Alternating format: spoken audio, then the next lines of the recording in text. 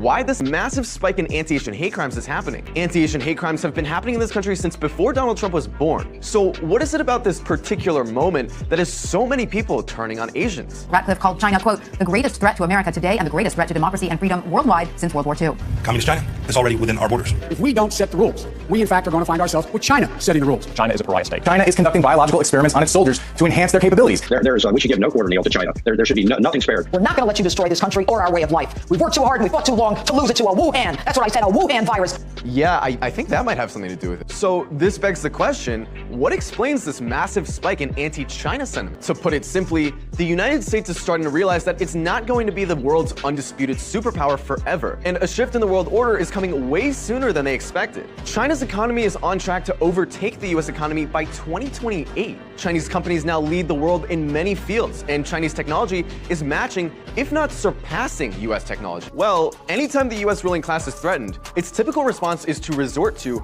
or threaten violence. That's why Pentagon officials in both the Trump and Biden administrations say with the utmost clarity that the US is preparing for a massive confrontation with China. A huge percentage of US military forces are now pointing to or encircling China. And every good war starts with good, racist war propaganda. It's aimed at convincing you that China is an existential threat to you and your family. It's designed to dehumanize Chinese people, to portray them as obedient robots and fundamentally different and lesser than, which makes it much easier to justify going to war against them. These anti-Asian hate crimes are also proof that the propaganda is working. People are convinced that China is taking down the country, and they're attacking anyone who looks Chinese. So you can't just go to war. You have to have a long buildup of propaganda to psychologically prepare the population. You have to create some lie that you're doing it to protect the American people or protect human rights. And you have to utterly dehumanize the enemy you intend to attack. This is how the drive to war always starts. That racism at home is a necessary component to waging war abroad, which proves that imperialism is really the ultimate anti-Asian hate crime. It was US imperialism that killed over 1 million Filipinos in 1898. It was the United States that was the only country in history to deploy nuclear weapons against a human target.